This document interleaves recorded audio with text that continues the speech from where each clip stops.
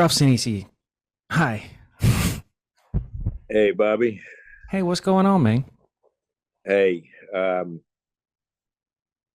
I yeah, I figured I'd talk to you about something because I was pretty vague last time when I talked to you just about some stuff going on, and I realized, I think the last few weeks too,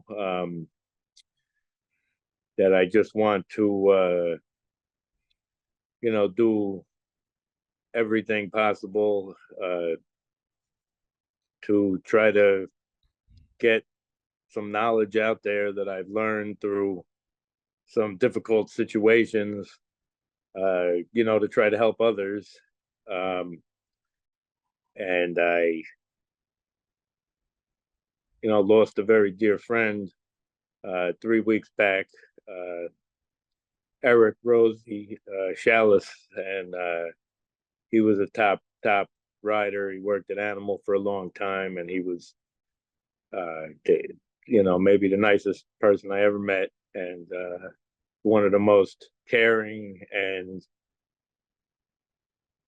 the least selfish person who put everybody before himself and just wanted the best for others.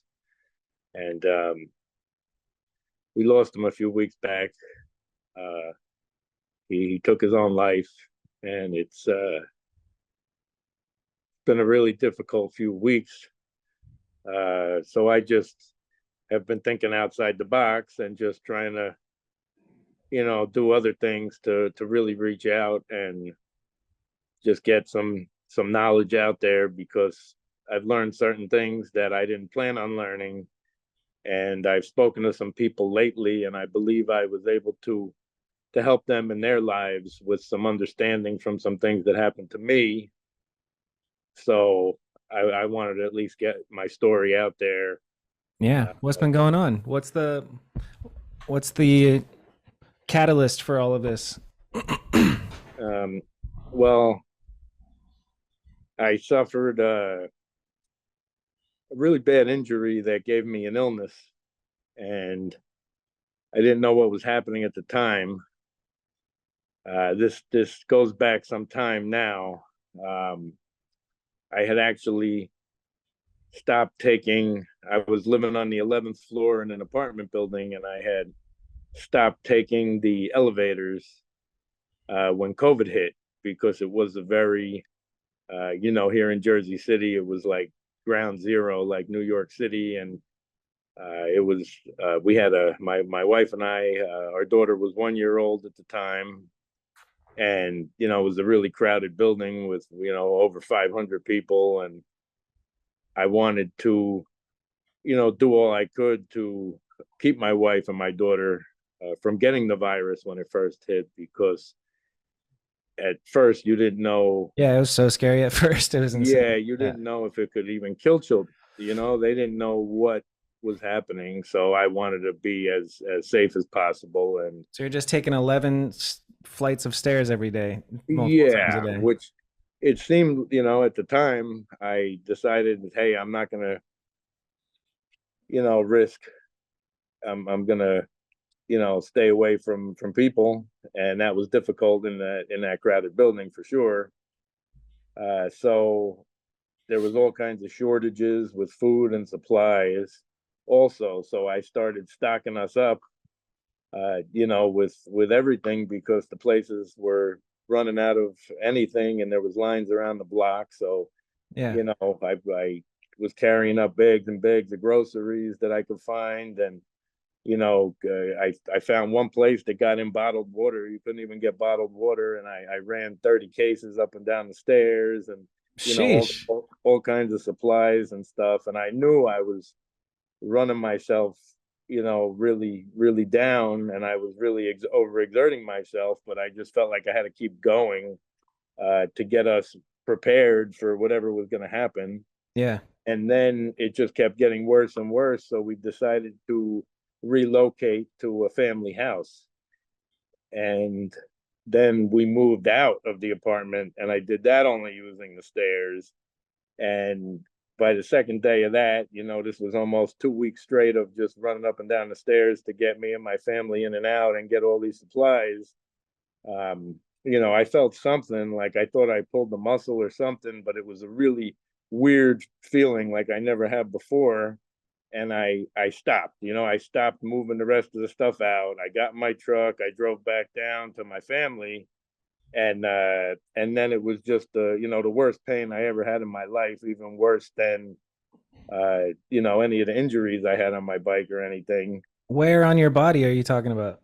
So what happened, which I didn't know at the time, was my intestine actually, the muscles that hold the intestine in from straining myself running up and down with all this heavy stuff, almost like a hernia, the intestine slipped out of place and the muscles that hold it in actually tore, and it made a tear in my intestine.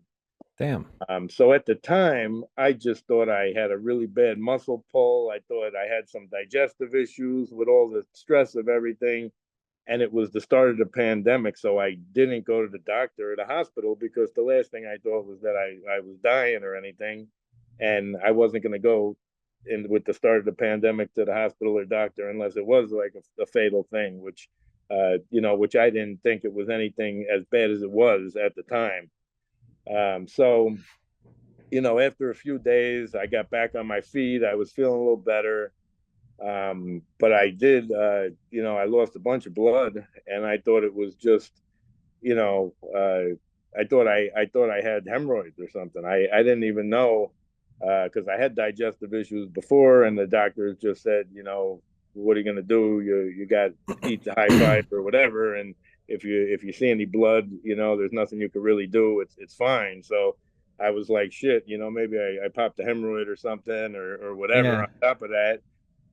But I didn't know that my whole intestine had actually slipped it's and crazy. ripped, Yeah. and I didn't find this out till after, with some time. So I thought, it wasn't anything. This was something normal that would be all right over time. And it turned out that the blood I lost didn't get replenished, and I had gotten really bad iron deficiency anemia, which is, the iron is the main thing that makes your brain work correctly. So it produces, iron is what your brain needs to produce serotonin to remain, calm and happy and, normal, and that's how I always was. I was always very calm and strong and you know, never really let anything bother me. I was uh, very calm in the worst of situations. And Yeah, I've been chill. been through been through crazy trauma and stress in my life, and I've always, been the calmest person I could be to handle these situations the best possible way. But what had happened, which I didn't know, was that since I had this really bad iron deficiency anemia, my brain wasn't getting proper serotonin. So I was, not having proper serotonin gives you really bad anxiety. So I had really bad anxiety, but I never had anxiety in my life. So I didn't know what it was. So I started experiencing it, and I just thought, when I thought of what anxiety was all my life, I always thought it was just, oh, some people worry about stuff and some people don't. And I'm a tough, strong person. I don't worry about stuff. I don't have anxiety. So when this was happening to me, I thought I was I didn't know what anxiety was, but I just, I felt stressed out, but I had a lot of things going at the time, the pandemic, the businesses were going through all kinds of stuff with the pandemic. I started being up, not sleeping. I was getting, some sleep deprivation. So, that it really changed me. The whole thing changed me, but I didn't understand that it was an actual physical illness that was affecting me, that was changing me. Yeah. Because there was so many things going on at the time, and we had, a 1-year-old daughter, so that's tough to sleep with that as it was. So between that, the pandemic, the businesses, everything, I thought it was normal that I was stressed out and not sleeping. Um, so I became, uh, I was letting things bother me that never would before, and even the littlest things, loud noises or cars or uh, Yeah. Just like fuck this. even Yeah. basic things. Yeah, and Yeah. then I was having physical symptoms also, but I thought the physical symptoms were normal because I didn't feel so good and I wasn't sleeping. But I was having migraines, and then I was, just I felt my heart beating really heavy all the time. But I just thought it was all tied together. Damn. Hey, I'm stressed out. I'm not sleeping. This is normal. Yeah. So I was overreacting to things, and meanwhile, you don't realize, the last thing you think is that your brain isn't working correctly because you have an illness. If you don't know you have the illness, Yeah, you think you're right in the moment, you know? yeah. Yeah. So I was acting like a different person. My wife was telling me, "Oh, you have anxiety," and I didn't even understand what it was, but in your mind, you think you're acting normally because that's what your brain is saying. And with the anxiety, your threshold to deal with any kind of stresses, even any type of basic life stresses that all humans have, either way, become that much more stressful, and you over exaggerate the issues with the anxiety. So Yep. I went from becoming a very strong person to a very uh, person that I thought was doing the right thing. And I thought I was being safe and I was making the best decisions to be safe for my family, for the businesses, things like that. But I was thinking with the anxiety, which made me be thinking a lot more stressed out than I would ever be if my brain was functioning correctly, which it wasn't because I was so low on iron, and iron is the basic thing that makes your brain work correctly and keeps you calm and happy. Yeah. Uh, so my wife ends up, she's getting upset with me about stuff, and I didn't understand that there was anything wrong with me. So I was just like, hey, something's, she had a back injury. She was acting upset. I thought she was depressed and having the issues, but I didn't know that I was not being the normal calm husband that was always like, don't worry about it, everything's fine. Instead, all of a sudden I was being like, yeah, we got to worry about it, this isn't fine, we got to do something about it, and that just stressed her out. And, she had enough of it and she ended up leaving. And I didn't even understand at the time because I didn't even realize what was happening. Yeah. So then after she leaves, I go to the doctor to prove to her that I'm fine. I said, look, I'm fine. You're saying there's something wrong with me. I'm going to show you. I'm going to go and get a full physical and everything and show you that I'm physically and mentally healthy. And then I went and I got a full blood panel and everything with the physical, and that's when I realized that I had the really bad iron deficiency anemia. Yeah. The doctor called me up and said, come right in. They wouldn't talk to me over the phone. They thought I had colon cancer, and Damn. yeah. So I was like, I didn't know exactly at first, but then they had me go to a gastrologist who then diagnosed me with the intestine injury, and then the whole thing, it just fell into place for me because I looked up what it was. So I had my hemoglobin was 16.2 my whole life, and then when I went to the doctor and got diagnosed with this, it was only 10.1. So I was getting less than two-thirds of the normal oxygen and iron that a brain needs to function correctly. So you're totally not a calm, stable person, and you act very differently. Yeah. So I did, once I was diagnosed with this, I thought my wife would believe what happened. I mean, I thought she would understand and be like, wow, he really wasn't himself. There was something wrong with him. Now it makes sense. I thought it was going to make sense to her the way it made sense to me. And Meanwhile, I was in shock because all this time I had no idea that I was acting wrong. Then when I got diagnosed and I started looking up the symptoms of iron deficiency anemia, their moodiness, irritability, and then, I started looking all this up and, anxiety, depression, all these things. And I was like, wow, this is actually what happened. Like I was acting like a different person, but it was because my brain was working differently because it wasn't, Yeah.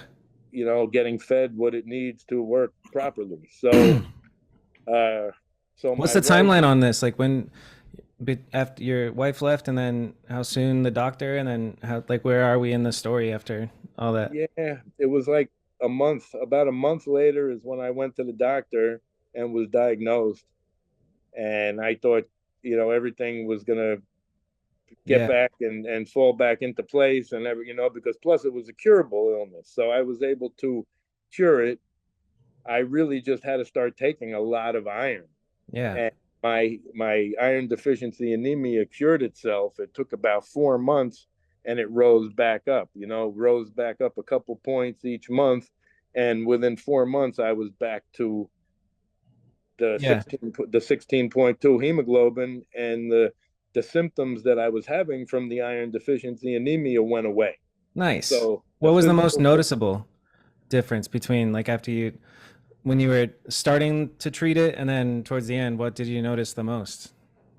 you know, once I realized what was happening to myself, my legs had been shaking. I couldn't sleep. I was having the migraines. My heart was beating. I was always cold.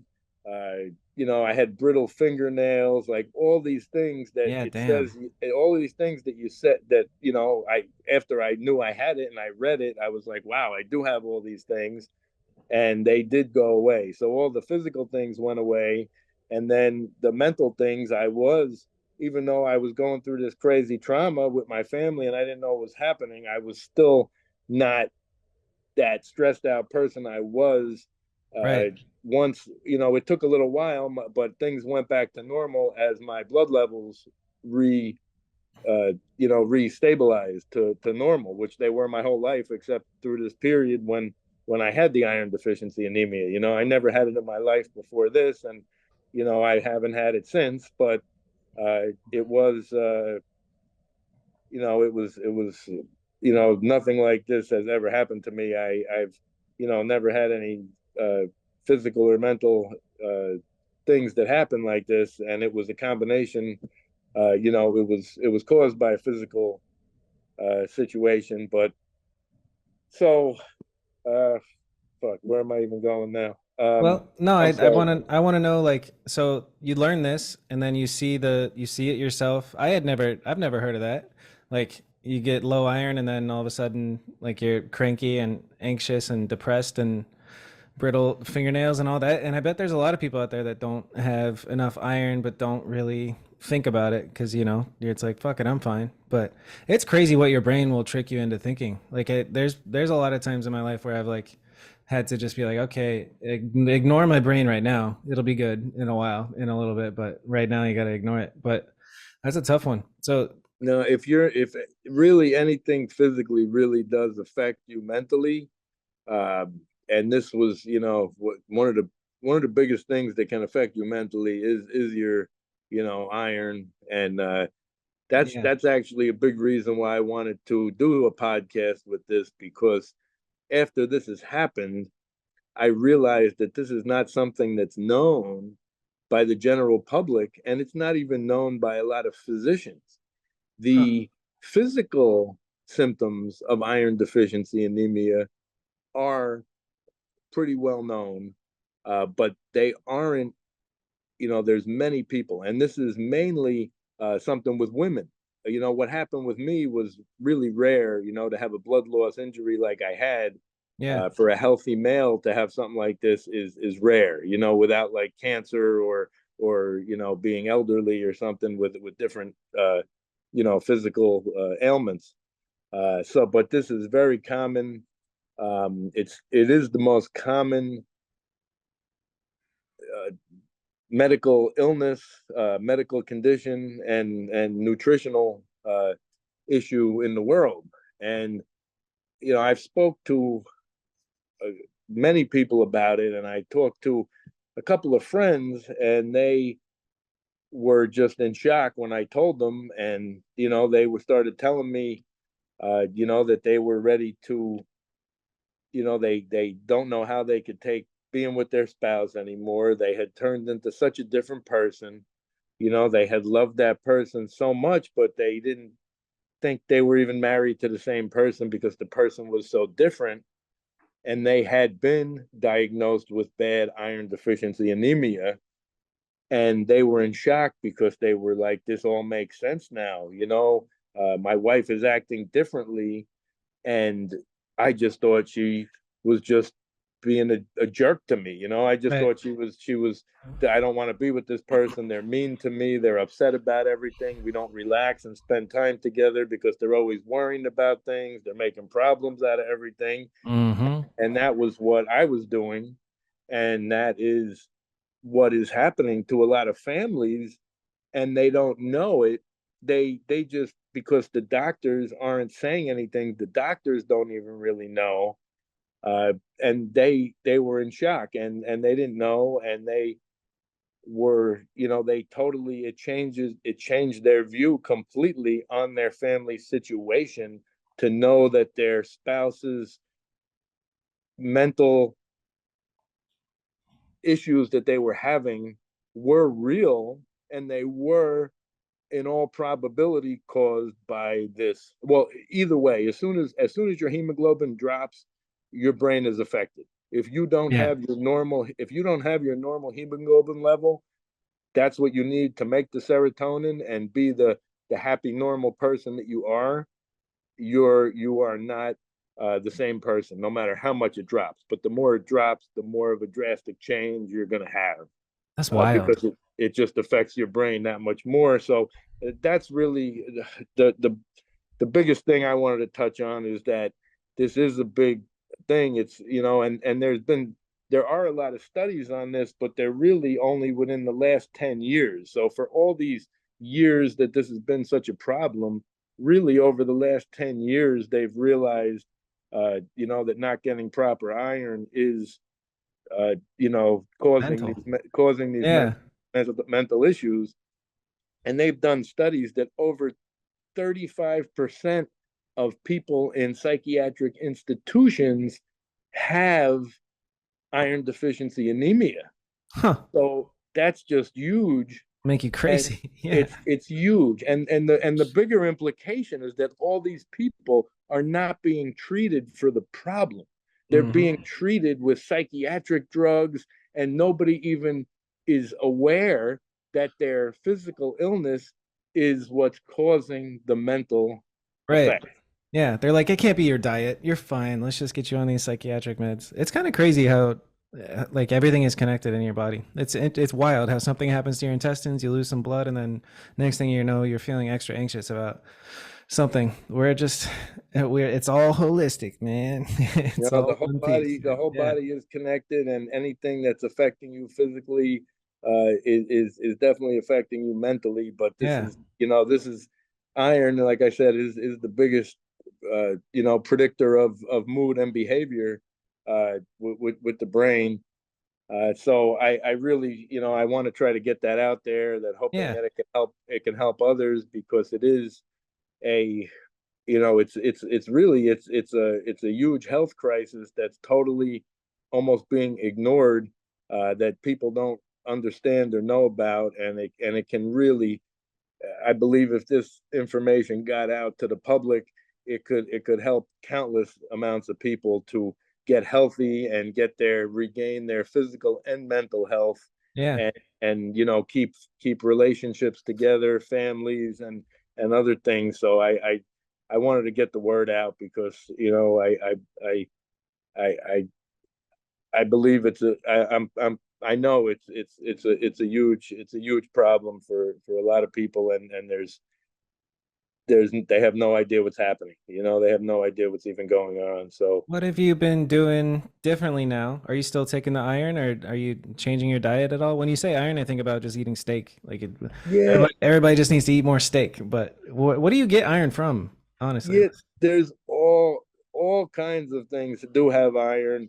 There are a lot of different vegetables and meats, Yeah. uh, that have it, but the supplements are very good. They really do add a lot because that's really the easiest way to get it. Um, So next time and my girlfriend's on her period, I'm just gonna force feed her a bunch of steak and red kidney beans and edamame and chickpeas, yeah, all high in iron, and spinach, kale, collard greens. yes, Yeah. yes, yes, and that's the thing. It is, it's normal to go through periods, but when not, I mean, no pun intended. It's normal to go through through periods of time, like that. But if it's a long term situation where the body is depleted over time and it's not replenished, that's the main thing, is that the iron needs to be replenished when it's lost. Yeah. So it is very important, and people can really regain their health, uh, and it will completely improve their mood also. That's a So it good thing to try and get out there, man. So maybe thank some people who are thank you. listening can spread the word and Yeah, so share I this did. or just tell people about it. Yeah, no, I really wanted to bring that up because it's just something that I've learned the hard way, and didn't plan on knowing this. But now that I have the knowledge of really how the body works, which I never did until I lived through this, and also realizing that the general public doesn't know. And Yeah. like I said, even doctors, when they're diagnosing people with iron deficiency anemia, they should be saying, you will experience these symptoms mentally also, but they're not telling anybody. So nobody knows. They just think, oh, you're tired, you're cranky, this, that, but it's not that, hey, your brain isn't working correctly, so you're not thinking normally with the normal Yeah. amount of serotonin, and being the calm, happy person that you always are. So It's a shame. It's a shame to have to learn that the hard way. I'm sorry that you went through what you went through, you know? thank you. Yeah, it's the worst thing that's ever happened in my life, and it's very still very shocking. I wake up in shock every day because I was acting like a different person with mental illness, and hurt the people that I love the most, not even knowing it. Is So it's a very weird reality. It's a very bad reality. But there is a lot of, that's the other part of this. There is a lot of stigma now. I've learned also that, once someone does act differently, there isn't understanding that it's an actual illness that caused their brain, that caused the person to act differently. So that's what else I've learned the hard way, is that, people don't deserve to get an illness, and people don't try to get an illness. Just happens. It does. It happens for a variety of reasons. Uh, and what happened to me was a very significant change with how significant the illness was. Um, but there is a great stigma that people who have some type of illness like this are either a bad person, or they're, not able. My situation was curable because it was a curable physical illness. But even people with long term mental illnesses, uh, 85% of them are completely treatable. Yeah. Usually with medication, but also with how I'm thinking, I think it can be a lot more are treated with Diet. physical, with Yeah. physical, with getting their physical issues corrected, to correct their mental state also. Yeah. So this is definitely another big thing. The stigma of mental health, which I believe is bad in a lot of different ways, but it is a lot of misunderstanding, and it's misconceptions about who people are because they suffer an illness, and Yep. it's not anything. You're not at the time. People don't realize that people with, and that's something I never knew until going through this, is that I have so much empathy for others now, because You've been there. you don't Yeah. when you're acting differently, if your brain isn't working correctly, you're led by what your brain thinks. So if your brain is thinking one way because it's not working correctly, you don't know you're acting with a mental illness. So it's very uh It's subtle too. Like I'm like relating to this hard because there's moments in time where I'm like, either I'm crazy or this, either this or I'm crazy and I'm being delusional. But like if you're not in the right state, then like you're gonna believe things that legit aren't true, or you're gonna start ascribing intentions to things that don't need to be ascribed, or just overthinking anything in general. Like normal me wouldn't be thinking about this heavily, but I'm locked in on this one thing, and it's just like, what I don't know. It's a tough one to get through. yeah, I mean, life is really stressful. So to handle regular stresses, you need to have a healthy brain that's working correctly. Yeah, So and gut. normal life stresses become a lot worse if your brain is not working correctly.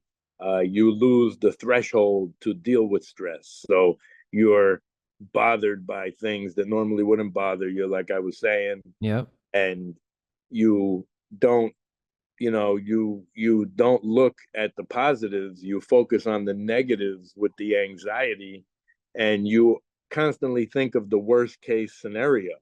So you're like, what can happen, and I was always concerned with my family's safety. But it became, I was it was irrationally, uh you know, concerned about them crossing the street, or, basic things. Like I said, I've spent my whole life in the streets riding my bike, and never, I'm the last person who things like that even bother me, with cars or horns, like I said, or anything. And I never let people bother me either. I always was like, whatever it is, you know, it is what it is. And I've never even argued with anybody in my life. I'm just a very easygoing person who talks things out and doesn't, rush one way or the other. But what happened is, anxiety makes you have a fight or flight response. So you either don't. So if something, if something was happening, instead of, I would either say, nah, don't worry about it, and not deal with it, instead of just saying, hey, let's talk about this. I would either not deal with it, or on the other hand, I would get upset about it and say, let's deal with this. This is a bad thing. We got to deal with it right away. When Yeah. the normal reaction, without the anxiety, before the iron deficiency anemia, was to not have a fight or flight reaction, but to have a normal rational reaction, where you deal with everything, calmly, and you know not not push it to the side or make it a big deal, but deal with it, Yeah. What? rationally, like you always do. But when your brain isn't working right with the iron deficiency anemia, it's a fight or flight, and I never knew what that was. Yeah. I had heard about these things, but then I'm like, holy shit, this I was doing these things. I was acting totally differently, but at the time, you don't know. Yeah, when you're in it, it feels like you're being rational by having this like super intense, all-encompassing, like it's a physical feeling too when you're in that fight or flight. Something Yeah, happens and then it's just like there's no even consideration that like whoa, my body's reacting to this, even though like like your rationality is just gone. You know, I've been there. I don't know if Yeah, I'm iron deficient, but I've had those moments for sure. no, so it is normal, to have the body to have it in some fashion, but not to act like that over smaller things that aren't really big deals, Yeah, and exactly. also to be able to calm down if you do get upset. Yeah. So if you have bad anxiety, you're going to keep thinking about that thing, and you're going to keep being upset, Yep. which, which was something that, oh, shit. And down the rabbit hole you go. My bad. You're good. What happened? It's the air pump, the I think compressor. Zoom does a pretty good job of cutting it out. Let's pause though. We'll pause. And we're back. And my lighting is different, but if you're just listening, you can't tell. Um, so is there anything more on that topic before we move on? Um, I guess the only other thing that I wanted to address that I've learned is that people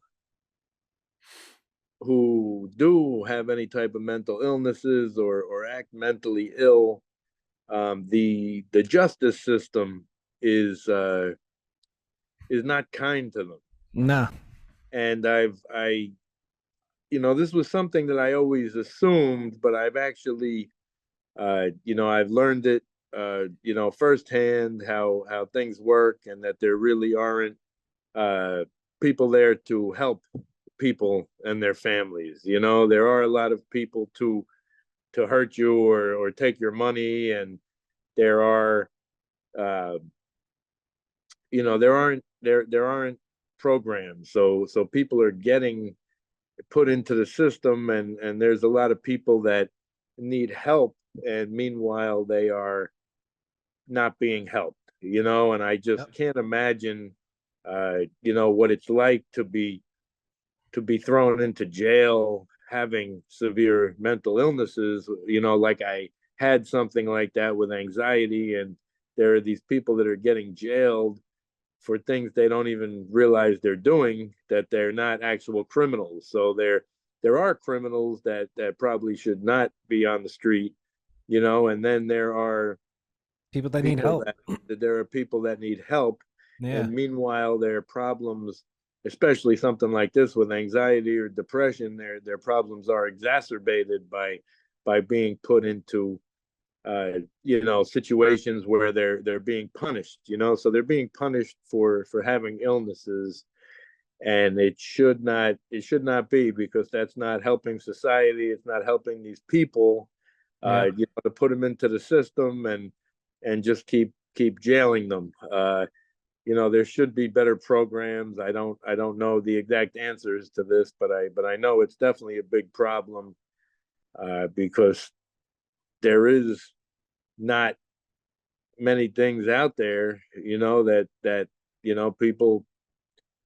people have any type of issue in their life where their brain isn't working correctly, and they're known as a criminal, or thought of as, and once you think differently like this too, I've learned that there's a lot of blame. So you get blamed for things that you didn't know or understand, uh, but also once someone acts differently, it's all of a sudden assumed that, oh, other things are because of this or this. People say this happened because of this or that. I've heard all kinds of things, with people that didn't believe or understand what happened to me, whether it was, that I'm a bad person, or that I'm, permanently ill, or that this was my true personality my whole life and it came out, or, you know, Yeah. I've I've been told, that this happened because I've hit my head riding my bike, which I'm not saying that is not a real thing, but I've been very lucky to not have had any head injuries, bad head injuries my whole riding career. There was one thing I know that happened to me, but I have been, blamed. My actions were blamed on pretty much everything except what actually happened for most people, because what happened was so difficult to understand. And that's why I have, especially now, I deal with so many people face to face with customers at the store all day, and more people than ever. And I always had empathy for people, but now my level of empathy is at this super high level, because you never know what anyone has gone through, or what they're dealing with, or Yeah. if they do have some type of illness, that's not their fault. That doesn't make them a bad person. It doesn't. I just really take my time with everybody.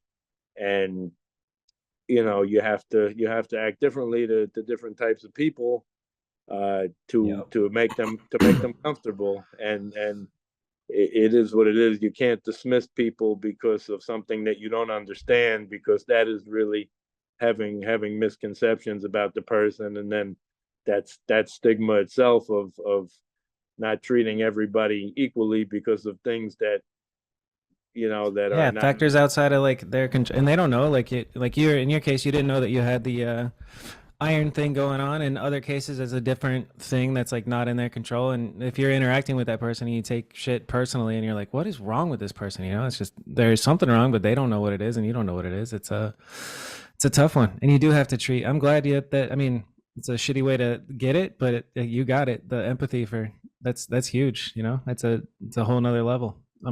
That's a blessing in itself right there. Just looking at Yeah, everybody a little bit more I empathy. have learned, I've learned so much in my life, but the worst situations, have given me the most knowledge in the end, because they were the toughest lessons. But